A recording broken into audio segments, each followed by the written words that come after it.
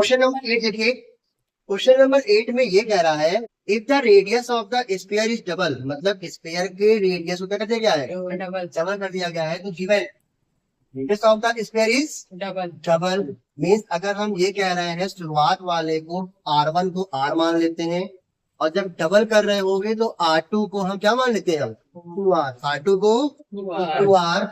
और हमसे यहाँ कह रहा है फाइंड करने को find the ratio of the volume. किसका निकालना है, वैल्यूम का रेशियो। तो मेरे पास यहाँ पे दो केस है, एक स्फीयर फर्स्ट, एक स्फीयर सेकंड। तो volume first upon volume second. तो स्फीयर वैल्यूम ऑफ इसका form 4/3 pi r cube, pi r cube. तो 4/3 पाई R1 का क्यूब। क्यों R1 है, क्योंकि यहाँ वैल्यूम 1 है। और ये R2 क्यों, क्योंकि यहाँ वैल्यूम 2 है। वैल्यूम 2 मतलब कि स्फीयर 2 है। क्लियर है। 4/3 पाई पाई दोनों में कॉमन है। Yes sir. क्या R1 को हम R लिख सकते हैं और R2 को हम 2R लिख सकते हैं। और अगर उसका क्यूब किया जाएगा तो क्या बन जाएगा, 8R। क्या R क्यूब कैंसिल, तो क्या बचेगा यहाँ से 1/8। मतलब आप वैल्यूम 1 जो स्फीयर 1 है वो हमारा 1 है और जो स्फीयर 2 है उसका वैल्यूम 8 है। तो मतलब 8 टाइम्स हो गया ना। अरे फर्स्ट वाला 1 है, सेकंड वाला 8 है, तो 8 टाइम्स हो गया। तो हम यहाँ पे ये कह सकते हैं volume will be increase 8 times. R Guna volume बढ़ जाएगा। आइए नेक्स्ट क्वेश्चन। क्वेश्चन नंबर 9 ये कह रहा था a cylinder whose height is 2/3 of its diameter। मतलब एक सिलेंडर है जिसका हाइट क्या है, 2/3 है, किसका, डायमीटर का। अब देखो हम लोग जो भी क्वेश्चन लगाते हैं उसमें हाइट होता है रेडियस। मीटर को हम पहले किस में कर लें, रेडियस में। तो डायमीटर की जगह पे क्या पुट कर सकते हैं, 2R। तो 2 टू 4R। तो अब हाइट क्या बन जाएगा, 4R/3। क्वेश्चन में आगे ये कहा जा रहा है the volume of the cylinder is equal to the volume of the sphere. जो वैल्यूम सिलेंडर का है वही वैल्यूम स्फीयर का भी होगा। साथ में आपको स्फीयर का दे रखा है रेडियस। आप सभी को मालूम है कि स्फीयर में केवल एक ही वेरिएबल है, कौन है, रेडियस। और उसका दिया गया रेडियस कितना दिया गया है, 4। तो हम कह सकते हैं ना volume of cylinder is equal to volume of sphere. Volume of cylinder formula क्या था, पाई स्क्वायर। और वैल्यूम ऑफ स्फीयर का 4/3 पाई आर क्यूब। ध्यान देना दोनों तरफ पाई पाई है, कैंसिल कर सकते हैं। R²H और यहाँ पे क्या रहेगा 4/3 कैपिटल R क्यूब।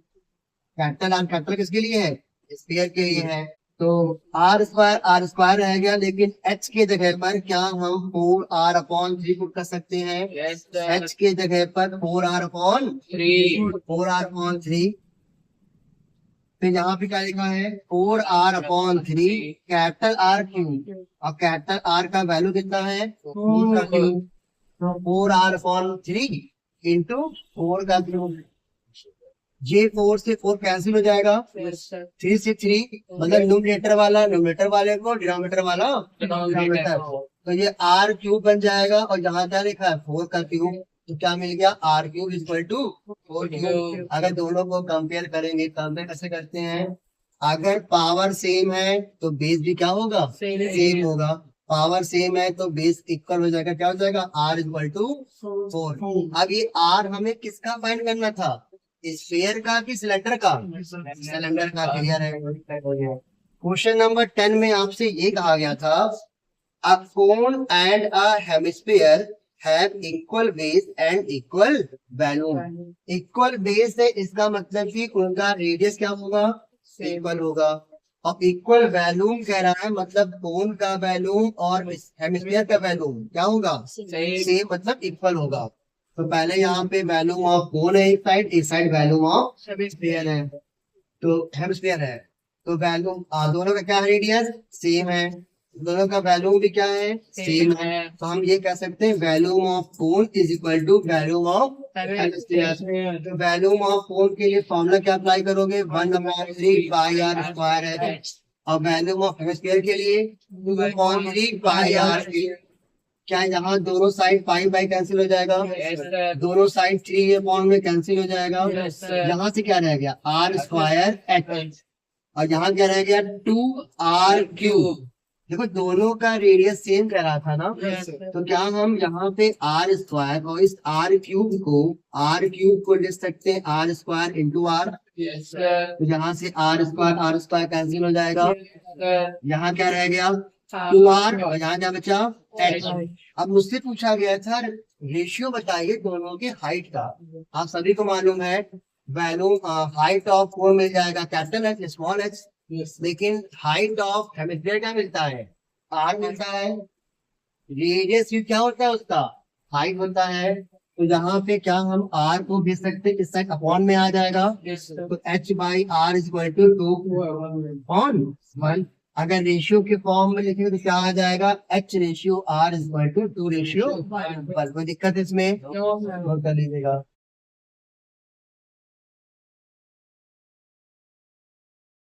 बेटा थोड़ा जल्दी देखो, टाइम कम है। क्वेश्चन नंबर 11 ये कह रहा है a vessel in the form of a hemispherical bowl is the full of water.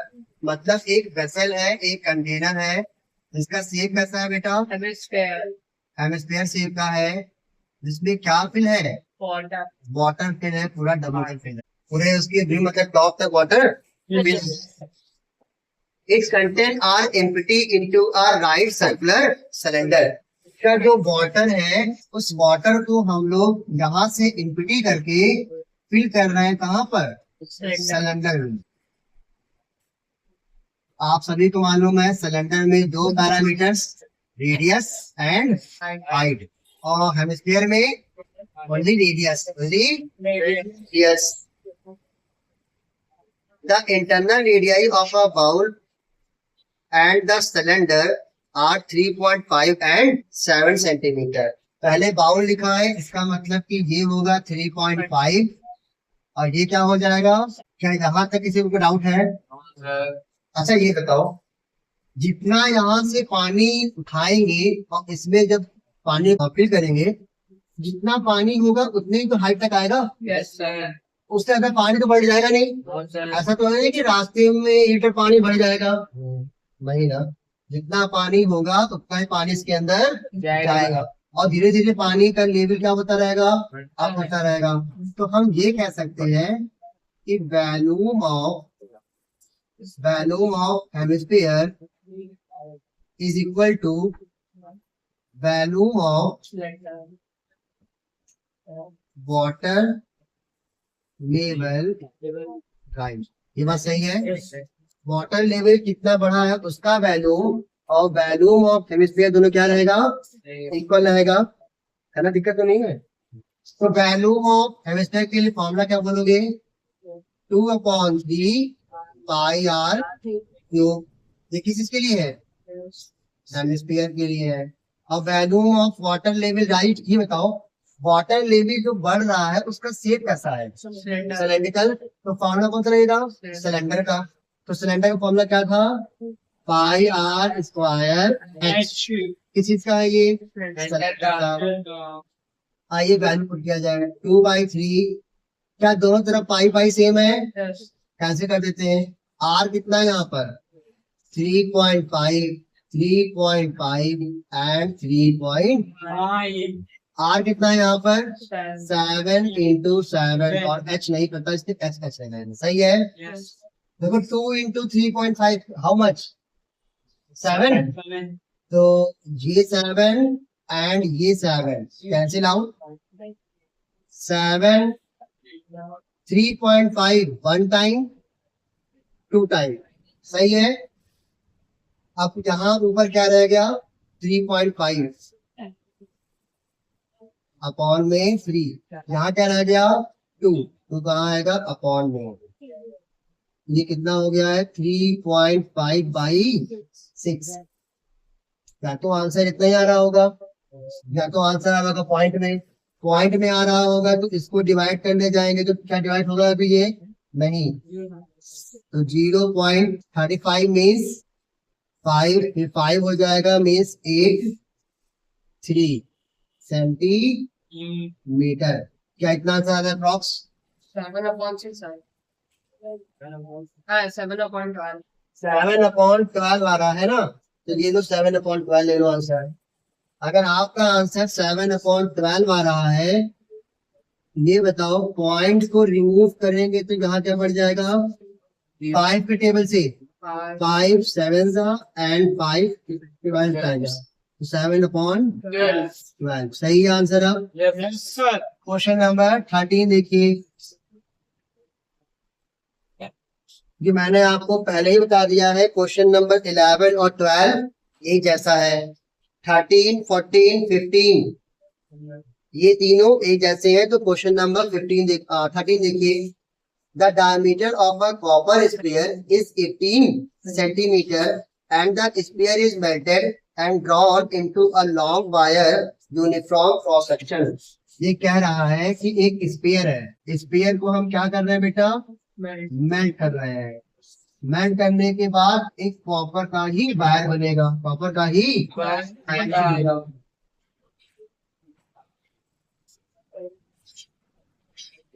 ये क्या है? वायर है। अब आपसे ये कह रहा है the diameter of the copper sphere is 18। अगर डायमीटर इसका 18 है तो क्या हो जाएगा? रेडियस 9। क्या हो जाएगा? Radius 9 and the length of the wire is 108 metre. 108 metre है बेटा। तो पहले मीटर को किसमें कन्वर्ट करना पड़ेगा? सेंटीमीटर में। तो क्या करना पड़ेगा? 100 से मल्टीप्लाई, मतलब 2 जीरो बढ़ा दो उसके आगे। सही है। अगर मीटर से सेंटीमीटर जाना है तो आगे 2 जीरो बढ़ा दो। क्लियर है। अब जो वैल्यूम इसका होगा वही वैल्यूम आप क्या लिखोगे? Volume of sphere is equal to volume of wire या सिलेंडर कभी बोल दो। वैल्यूम ऑफ स्फीयर फॉर्मूला क्या लिखोगे? 4/3 पाई आर क्यूब। अब वैल्यूम ऑफ वायर का क्या आ जाएगा?